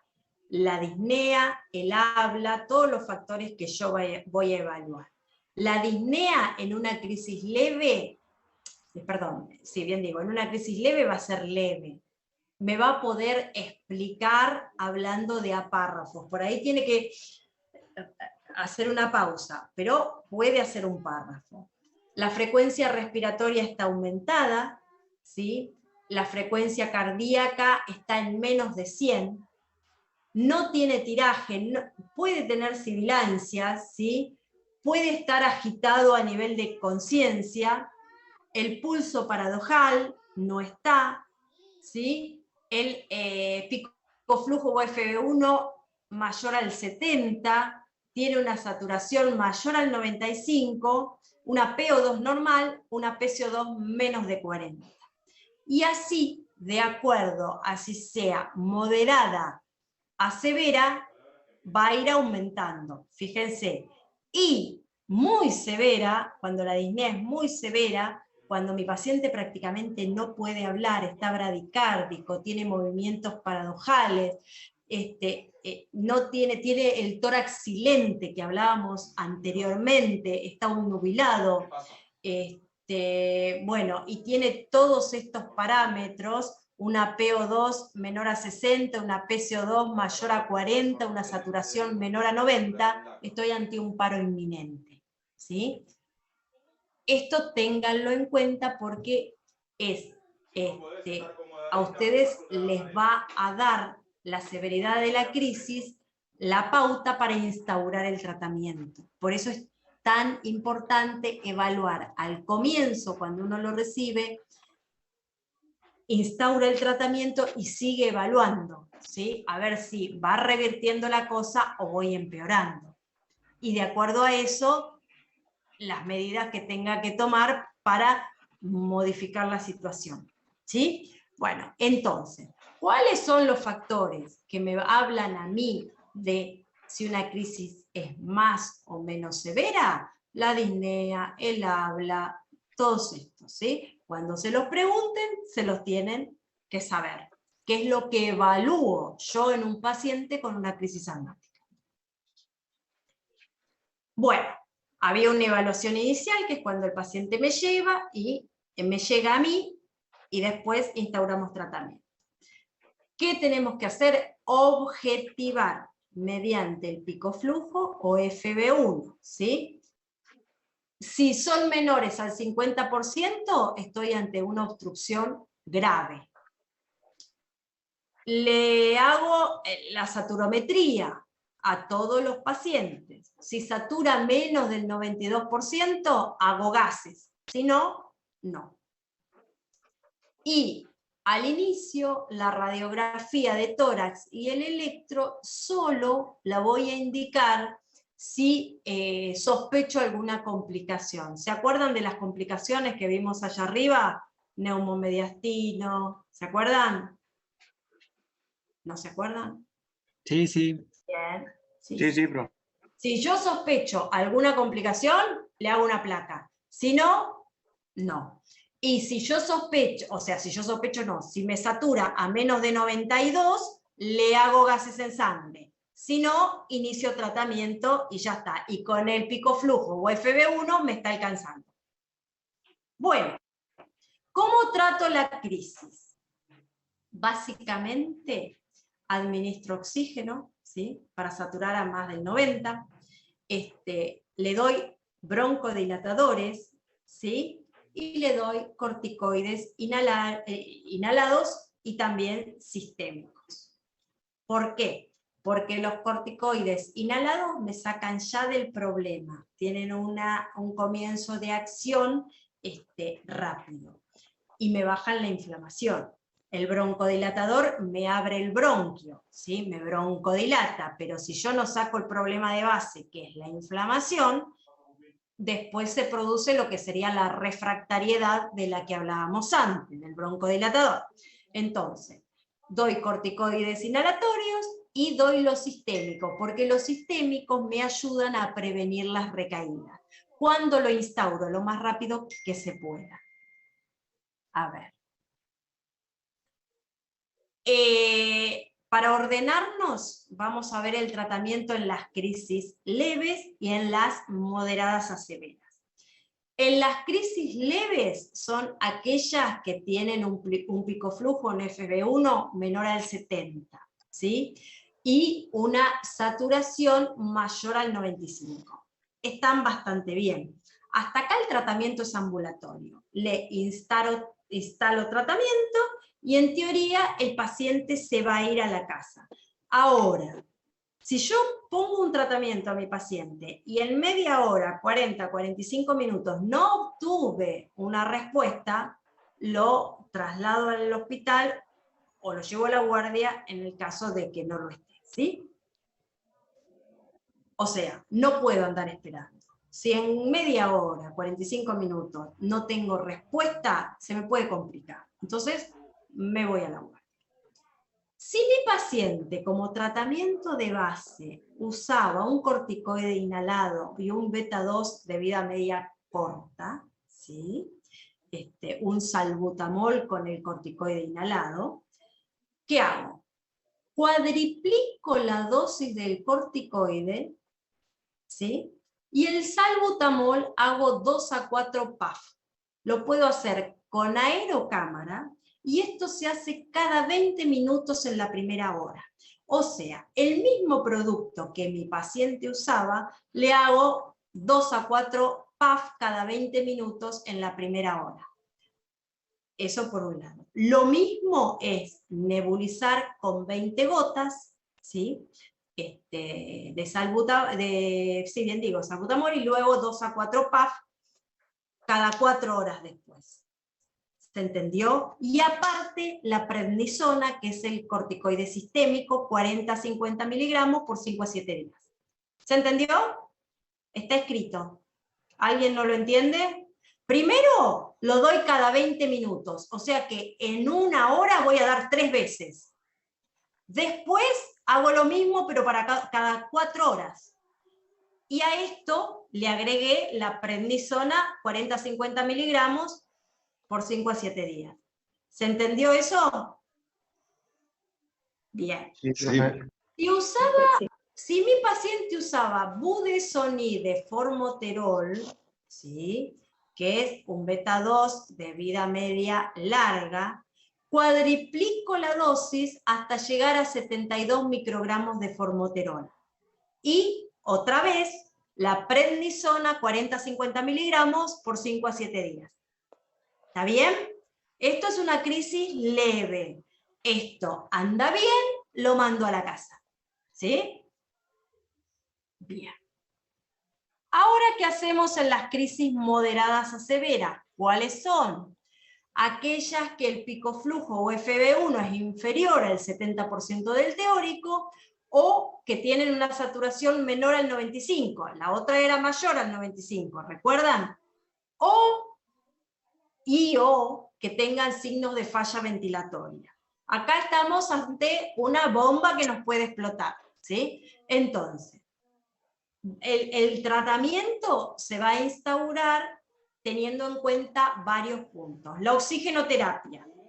Le voy a dar, según dosificada, según saturometría, le pongo una máscara y tengo que aspirar a una saturación del 93 al 95%. Si mi paciente fuera un paciente con enfermedad cardiovascular o una embarazada, tengo que asegurarme el 95, ¿sí? En los otros pueden ser del 93 al 95.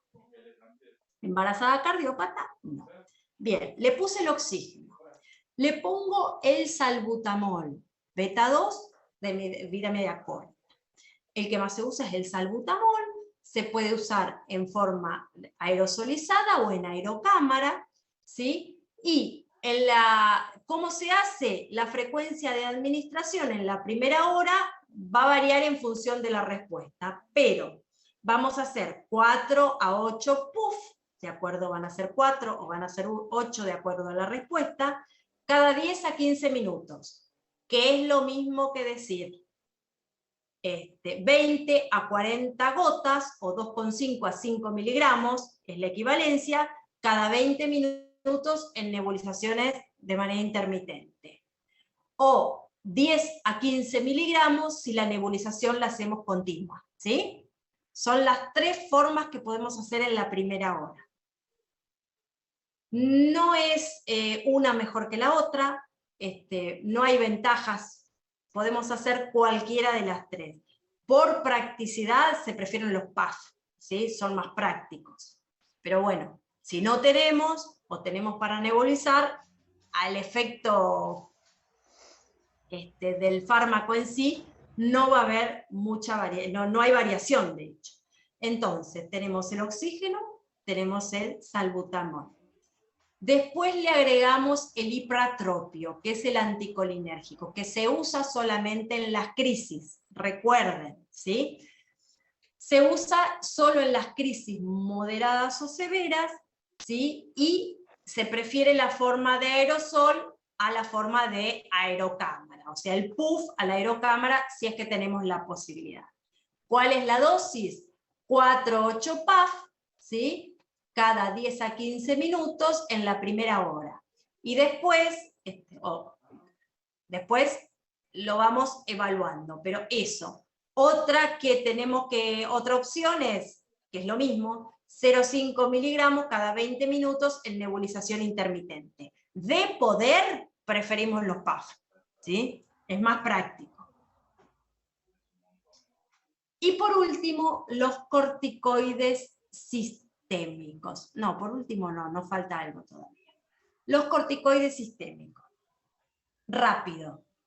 Se tienen que administrar precozmente. El corticoide se administra precozmente. Si no tenemos que ver a ver qué pasa y después, sí, le ponemos el corticoide. No, ya cuando nosotros evaluamos al paciente, cuando nos llega y vemos que por el pico flujo, por FB1 y todos los parámetros, que es una crisis de moderada a severa, el tratamiento se da ya, ¿sí? Se administra precozmente el corticoide sistémico, da lo mismo en cuanto a efectividad, si es vía oral o intravenoso, se prefiere la vía oral. Se da por 5 a 7 días, luego del alta, reduce las recaídas y reduce la necesidad de tratamiento de rescate, ¿sí? Si yo hago un tratamiento con corticoide sistémico por menos de 14 días, lo puedo suprimir sin más. Ustedes saben que por el tema de las suprarrenales, si doy un tratamiento con corticoide sistémico por un tiempo más largo, lo tengo que ir suprimiendo gradualmente. Hasta 14 días lo saco y punto. Si es más de 14 días, lo voy suprimiendo gradualmente. ¿Qué dosis se usan? La de prednisona ya la dijimos, de 20 a 40, vía oral cada 12 horas. La hidrocortisona es endovenosa y de 100 a 200 miligramos cada 6 horas. De poder y de preferir, la vía oral.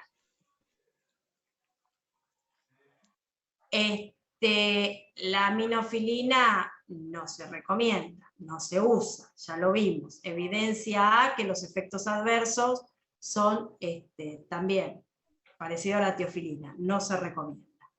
Y como medida heroica, cuando estamos ante un paciente muy, muy grave, con un paro inminente, podemos intentar el sulfato de magnesio, ¿sí? El sulfato de magnesio es, si yo mal no recuerdo, un antagonista del calcio. Entonces, por ese efecto hace una dilatación extra a la que venimos teniendo ya con toda la medicación anterior. Se da en las crisis severas, ¿sí? Pacientes muy graves, con el FB1 menor a 20, fíjense. Y se pasa en forma endovenosa 2 gramos en 20 minutos. No se recomienda, como medida general, hiperhidratar al paciente, no se recomienda la fisioterapia percutoria, o sea, la kinesiología, no se recomiendan los mucolíticos. Tampoco ansiolítico o sedante, porque mi paciente puede estar con una actitud así exacerbada, bueno, no se recomienda ansiolíticos ni sedantes. Otro dato a tener en cuenta, cuando nosotros nos llega el paciente, lo evaluamos, le hacemos el picoflujo, le hacemos el FB1, objetivamos la crisis y vemos que es a moderada a severa, esto no puede pasar entre que le instauramos tratamiento y evaluamos esto, o el paciente se va a su casa en 2 o 3 horas o se interna. No puede pasar más tiempo que eso. No sé si soy clara. No nos podemos demorar y sí, vamos a ver, lo internamos, punto. ¿Sí? Si tenemos una crisis moderada a severa, el paciente en menos de 3 horas tiene que estar internado y ya con su tratamiento instaurado que le corresponde. Si no, si anduvo bien, lo tenemos en observación un rato, unos 60 minutos, y lo mandamos de alta. ¿Sí? A ver, ¿qué más les puedo decir? Nada, que no tenemos que pasar más de cuando el tratamiento no funciona, lo internamos en no más de ese tiempo, y bueno, y si anda bien, se va a su casa. Al alta, ¿sí? Al alta, si bien nosotros hicimos en esta clase mucho hincapié en los efectos adversos de los corticoides, también es cierto que a veces dar corticoides al alta, por ejemplo, de una internación, nos va a dar un tiempo más largo intercrisis. Va a salir un paciente más estabilizado. Entonces, si es necesario, se da. Bien, ¿qué se da al alta? Prednisona bioral, 40-60 miligramos, 5 a 7 días. Se da corticoides inhalados con beta-2 de vida media larga, ¿sí? Y rescate esa demanda con salbutamol o budesonide formoterol. ¿Sí? Si hago como rescate, como si dejo el tratamiento budesonide formoterol, puedo hacer el rescate con el mismo budesonide formoterol. ¿Por qué? Porque tiene un tiempo de comienzo de acción bastante corto. Y si no, rescato con salbutamol. ¿Sí? Bien. Eso es al alta. En la internación, a ver, espérenme.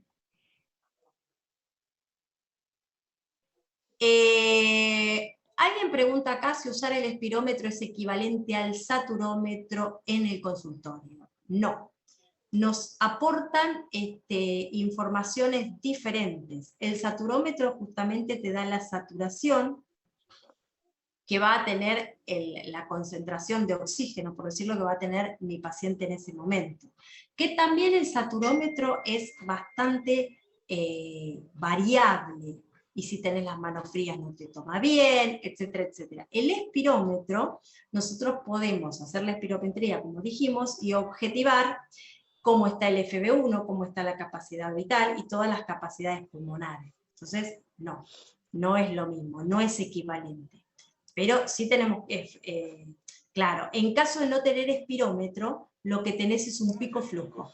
El picoflujo es un aparatito chiquitito, muy barato, que incluso lo tiene el paciente en su casa, y eso sí, te puede dar un acercamiento, es una curva, no es una curva espirométrica completa, pero por lo menos te acerca al FB1, ¿sí? O está estandarizado, no es que sea el FB1, pero el picoflujo está estandarizado y por ahí comparado con el espirómetro. O sea, no hay espirómetro, hay picoflujo. Listo. Bueno, chicos, a ver, volviendo al tema, espérenme que cierre acá. Es porque tenía una más, se perdió. El alta, entonces, le dejamos prednisona bioral 5 a 7 días, corticoides inhalados más agonistas betas de vida media larga, y rescate con salbutamol, o si la combinación de corticoide inhalado y agonista beta, vida media larga, fuera budesonide y formoterol, se puede hacer el rescate con ese. Cosas que yo no sé. En la internación, lo que hacemos es, ponemos oxígeno al 30-40%, si satura a menos de 92, salbutamol 2,5 miligramos, ¿sí? Acuérdense que 2,5 miligramos son 20 gotas, ipratropio 0,5 miligramos nebulizados, o 2 a 4 PAF cada 4 a 6 horas, ¿sí?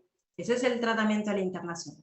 Ya que estamos, si tiene una vía, tenemos hidrocortisona, se lo podemos pasar. Si usamos hidrocortisona es 100 a 200 miligramos cada 6 horas. Si usamos la vía oral es prednisona 20 a 40 miligramos cada 12. Y en el caso de gravedad, considerar el magnesio así como medida un poco más heroica, ¿sí? Es intravenoso, 2 gramos de manera intravenosa en 20 minutos. Bien. Quise completar algunas cosas, como a mí me parecía, no sé si era. Creo que ya está. Más o menos, con el tema de ASPA, volvemos a algo. Por eso la tuve ahí, la tuve recagando, a que haga parte de ¿Todo bien? Y le hice completar Sí, profe, todo bien. Sí, profe. Bien. ¿Alguien quería preguntar algo? Está en chat. Ah, ¿en el chat? Sí. Esperen. En una crisis se usa más el pico flujo o la espirometría. ¿Cómo? En una crisis se usa más el pico flujo o la espirometría. Bien, va a depender de lo que tenemos en el lugar, pero a veces lo que nos queda más cómodo, porque lo llevas en el bolsillo del guardapolvo, es el pico flujo. Y como está estandarizado, también te da una evaluación válida. Si tuvieras espirometría y tenés el que te hace la espirometría, se puede usar la espirometría también. El pico flujo es para educar al paciente y que lo tenga en su consultorio y evaluar las variaciones, ¿sí?, que tiene en el mismo día, que también nos sirve a nosotros para el control de tratamiento en un tratamiento de mantenimiento, ¿no? Así que se puede usar los dos, pero si tenés gente que te haga la espirometría, y si no el pico flujo. La información que arroja el pico flujo también es válida, es muy válida, de hecho, sí, muy válida.